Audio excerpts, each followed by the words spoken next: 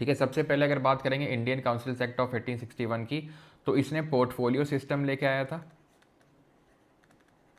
ठीक, plus ordinance issue करने की पावर दी थी किसको, वॉइसरॉय को, ठीक।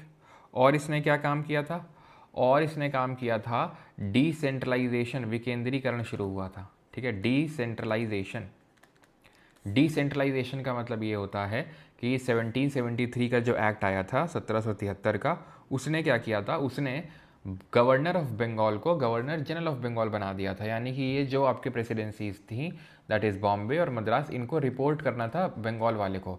फिर 1833 वाले ने क्या किया, गवर्नर जनरल ऑफ बंगाल को गवर्नर जनरल ऑफ इंडिया बना दिया, यानी कि और ज़्यादा सेंट्रलाइजेशन कर दिया।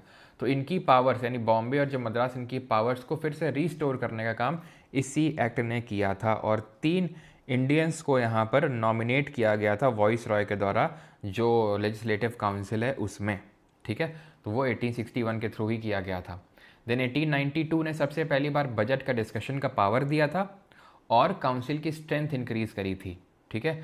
1909 की अगर बात करेंगे तो इसने वॉइस रॉय की एग्जीक्यूटिव जो काउंसिल होती थी उसमें एक इंडियन को इंक्लूड करने की बात करी थी, और सत्येंद्र प्रसाद सिन्हा पहले इंडियन बने थे जो वॉइस रॉय की एग्जीक्यूटिव काउंसिल का हिस्सा बने थे।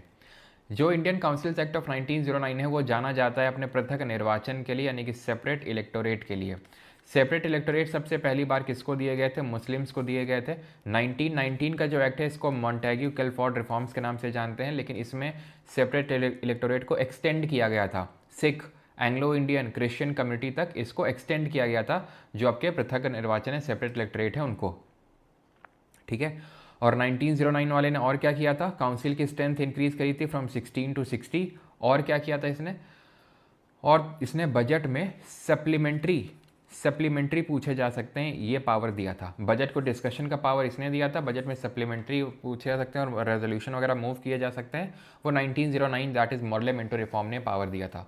1919 वाले ने और क्या किया था, 1919 वाले ने डायरकी को इंट्रोड्यूस किया था। कहाँ पर, डायरकी को इंट्रोड्यूस किया गया था प्रोविंसेस में, प्रांतों में, ठीक है। और सेंटर में क्या लाई गई थी, सेंटर में आपका बाई कैमरल लेजिस्लेचर लाया गया था, दैट इज़ द्विसदनीय विधानमंडल लाया गया था। और इस चीज़ को रिवर्स करने का काम 1935 के एक्ट ने किया था, 1935 का जो एक्ट था उसने किया था, जिसमें उसने प्रोविंसेस से डायरकी हटा के उनको ऑटोनॉमी दे दी थी और सेंटर में डायरकी को इंट्रोड्यूस कर दिया था।